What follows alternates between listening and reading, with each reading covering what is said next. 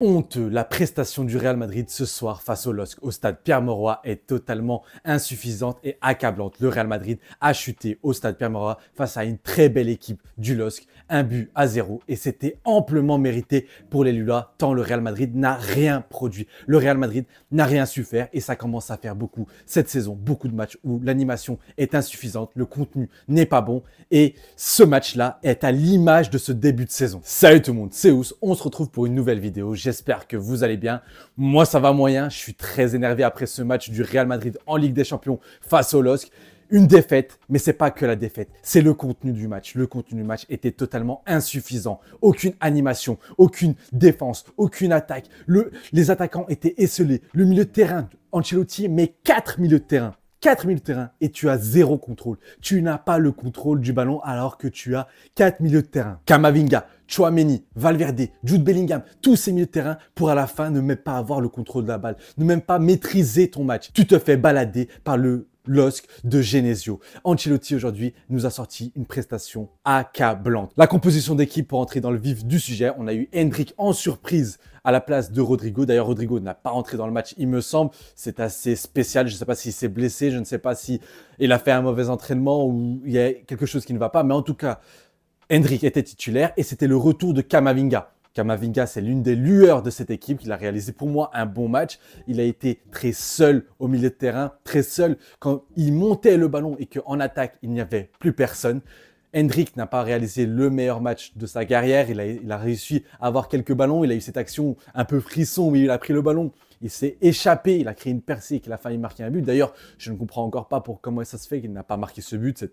Il avait fait le plus dur et au final, il se retrouve dans le but et il rate. Apparemment, il peut marquer qu'à partir des 25 mètres. Le milieu de terrain, Valverde, Tchouaméni, Bellingham et Camavinga, pour moi, à la base, quand j'ai vu la composition d'équipe, c'était pour moi un 4-4-2 losange, forcément avec Vinicius et Endrick en attaque, mais pas du tout. C'était un 4-4-2 à plat plutôt, avec souvent Valverde qui collait la ligne droite, Bellingham qui était très libre, qui lui a fait un plutôt bon match. On va pas se mentir, lui, il est sorti un peu de cette marée de mauvais joueurs, de mauvaises prestations ce soir. Tchouaméni a encore une fois été assez neutre, assez yaourt nature comme certains me disent. En défense, on a eu droit à du Ferland Mendy et à droite Carvajal. Et en charnière centrale, on a eu Rudiger, Militao. Militao qui n'a pas réalisé un très très bon match, qui a été remplacé très tôt dans le match par Modric. En effet, Tchouaméni est repassé en défenseur central et Ferland Mendy qui a réalisé un match assez catastrophique. Vraiment, il n'a pas été bon, Mendy. Franchement, il s'est fait balader par Zegrova. Offensivement, c'est le chaos total. Vraiment, techniquement, ce joueur, parfois, tu as l'impression que les boulons se dévissent dans sa tête.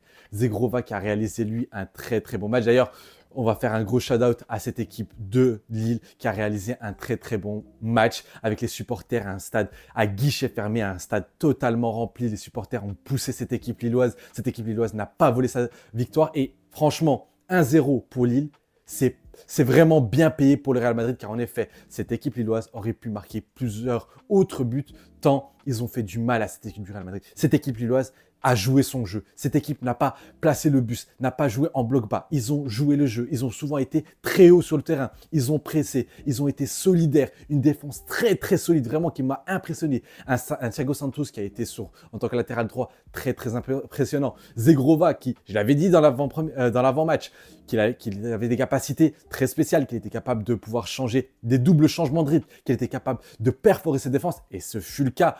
Fran Garcia est rentré à la place de Ferland Mendy et pourtant lui aussi il s'est fait mélanger par Zegrova et ça aurait pu donner quelque chose de bien pire. Donc pour revenir au Real Madrid, c'était un 4-4-2 à plat qui se transformait parfois en losange mais c'était totalement insuffisant. Il y a eu quelques éclaircies de Vinicius mais encore une fois les attaquants étaient trop esselés, ils étaient trop seuls en attaque. C'était un cafouillage total, il y avait beaucoup de permutations mais des permutations qui sont censées mettre en difficulté l'adversaire, pas ton équipe. Et là c'était l'équipe du Real Madrid qui était totalement perdu, vraiment aucune animation, aucune tactique, rien n'est travaillé. On a l'impression que ce qu'ils font en semaine, je sais pas ce qu'ils font, je sais pas s'ils font des pénaltys, je sais pas ce qu'ils font, mais en tout cas c'est vraiment insuffisant. Ancelotti nous a vraiment pondu quelque chose de désastreux ce soir. Je ne vais pas, là je suis à chaud forcément, mais ce n'est pas la culture de l'instant, on n'oublie pas ce qu'a fait Ancelotti, mais ce début de saison, dans l'animation, dans le jeu, c'est insuffisant. Beaucoup diront, oui, mais Ancelotti, ça a toujours été très minimaliste. Non, c'est faux. La saison dernière, il y avait un plan de jeu. il y avait une équipe solide défensivement qui faisait des très grosses transitions avec un Bellingham en tant que numéro 10, avec Rodrigo et Vinicius. Cette saison, ça ne ressemble plus à rien. Il a un effectif plus étoffé, mais concrètement, ce qu'il en fait, c'est insuffisant. Jonathan David va marquer sur penalty, un penalty qui va être obtenu à cause, entre guillemets, de Camavinga. Bon, c'est un geste malheureux pour lui, sa main a traîné, ça a donné penalty, c'était sur un coup franc à la base. On va pas lui en vouloir et David a marqué facilement son penalty. Pas de contrôle, pas de précision, pas d'engagement, pas de créativité, pas d'étincelle dans ce milieu de terrain. Personne pour faire un dépassement de fonction. Oui, il y a un dépassement de fonction pour défendre, mais en attaque, il n'y a personne qui se projette. C'est toujours des contre-attaques où il n'y a que 2 attaquants. Ils sont toujours entourés après par les Lillois et ça donne toujours pareil. Ils récupèrent le ballon et c'était très simple. Et sans un grand Lounine, car Lounine a fait un très bon match, il a sauvé même un but, carrément. Ça aurait pu être un but et il l'a sauvé sur la ligne, sur le centre magnifique de Zegrova pour la tête de David en première mi-temps. Lounine a fait un très bon match, il a rassuré parce que oui, Courtois est blessé. Donc voir que l'Ukrainien réalise un bon match, c'est rassurant pour le Real Madrid. Mais la prestation, encore une fois, j'insiste, elle est totalement honteuse. En parlant de bons gardiens, du côté lillois, Chevalier a réalisé un excellent match. Et sur la fin de match, le Real Madrid aurait pu revenir, même si ce n'était pas vraiment mérité. Le Real Madrid aurait pu revenir, mais il y a eu un grand gardien lillois et il a tout arrêté. Que ce soit l'action sur la tête d'Arda Güler, que ce soit le cafouillage, que ce soit les frappes, il a tout arrêté. Il a été imparable. Et pour les miracles, c'est un miracle pour le club français ce soir face au tenant du titre, le Real Madrid, car vraiment, j'insiste, la prestation lilloise est excellente. Ils ont réalisé un match de bonhomme. Ils sont venus avec du caractère. Ils ont regardé le Real Madrid droit dans les yeux et ils ont montré qu'ils étaient capables de jouer face à ce genre d'équipe. Et je l'avais dit en avant-match, cette équipe pouvait déranger le Real Madrid, surtout à domicile au stade Pierre-Mauroy, un stade où, voilà, là, ça fait 9 matchs sans défaite à domicile en Europe. Et vraiment, la prestation est exceptionnelle. Bravo à Genesio. Lui qui est capable des miracles, il avait fait pareil avec son Lyon face à Manchester City de Pep Guardiola. Voilà, c'était un match maîtrisé de la part de Genesio. C'était un match donné par Ancelotti et il y a énormément de travail à faire du côté de Madrid. Il va falloir changer de tactique, il va falloir améliorer les choses, il va falloir créer de l'animation parce que là, ça ne peut pas continuer. En point positif, entre guillemets, c'est vraiment le retour de Camavinga. J'ai bien apprécié ce qu'il a proposé sur le terrain. C'était vraiment pas mal, que ce soit dans la récupération de balles, que ce soit dans le contrôle du ballon, dans la projection, dans sa qualité technique, son aisance technique. Ça, j'ai vraiment aimé. Ça m'avait manqué de la part de Camavinga. On aurait dit qu'il continuait sa saison tranquillement alors que c'était son premier match de la saison. On le rappelle, à lui qui s'était blessé lors de la demi-finale face à l'Espagne lors de l'Euro 2024. J'ai bien aimé sa prestation, j'ai bien aimé Bellingham qui s'est projeté, même s'il a manqué de précision, il a manqué d'efficacité, de lucidité. Il a été un peu comme tout le monde, assez moyen, mais il a eu quelques fulgurances. Vinicius a quelquefois aussi eu ses fulgurances, comme son double contact ou ses capacités à provoquer, à balancer des centres, mais malheureusement, ce n'était pas suffisant. Hendrick, bon, pour l'instant, on va le garder en joker de luxe, c'est-à-dire qu'il rentre quand il reste 15-20 minutes, quand la défense est fatiguée, tu fais rentrer un Hendrick, mais en titulaire, j'ai vraiment pas apprécié. Pourtant, c'était face à une équipe joueuse. Moi, c'est ça qui me frustre encore plus. C'est qu'en Liga, autant tu joues face à des blocs bas, tu joues à des équipes qui refusent le jeu, mais face au LOSC, tu joues à une équipe qui est à regarder dans les yeux, qui a joué très haut, qui a produit du football et qui ne bloquait pas, qui n'avait pas empêché le jeu. Et tu délivres une prestation pareille. Franchement, le Real Madrid qui fait le dos rond face à Manchester City, c'était épuisant, mais tu pouvais comprendre, c'était le City de Guardiola, mais faire le dos rond face au LOSC de Pep Genesio, avec tout le respect qu'on a pour cette équipe, c'est décevant. Niveau comptable, tu te retrouves avec 3 points, une victoire et une défaite. C'est vraiment pas bon, dans le sens où ce nouveau format de Ligue des Champions, il faut que tu te qualifies dans les 8 premiers pour jouer le moins de matchs possible, vu que le Real Madrid va jouer énormément de matchs cette saison. Donc, il va falloir que les joueurs soient frais, il va falloir qu'il n'y ait pas de blessures. Et vu la chance du Real Madrid, il y aura des blessures.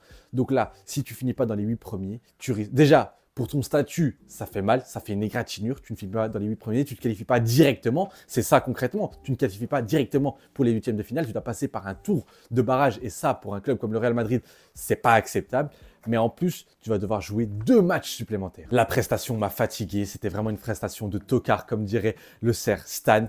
Vraiment, je n'ai pas apprécié la prestation. C'était énervant, c'était frustrant. Même si, à la fin du match, c'est vrai que le Real Madrid aurait pu revenir. Ils auraient pu marquer ce petit but pour sauver leur prestation. Mais dans le jeu, dans l'animation, ce qu'on a vu, les schémas, le peu de tactique, c'était vraiment insultant pour le football quand tu vois ce qu'a proposé le LOSC avec un effectif qui vaut quoi 10 fois, 20 fois moins cher que celui du Real Madrid.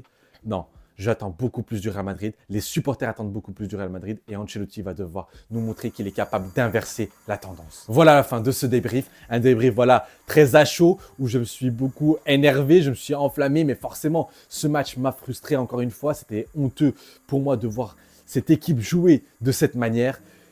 Voilà, le Real Madrid va devoir rebondir ce week-end. Après, il y aura la trêve. Il faudra vraiment qu'ils rebondissent et qu'ils ne rentrent pas dans une sorte de série noire. Après le match nul face à l'Atlético Madrid le week-end dernier, la défaite, il faut vraiment rebondir ce week-end.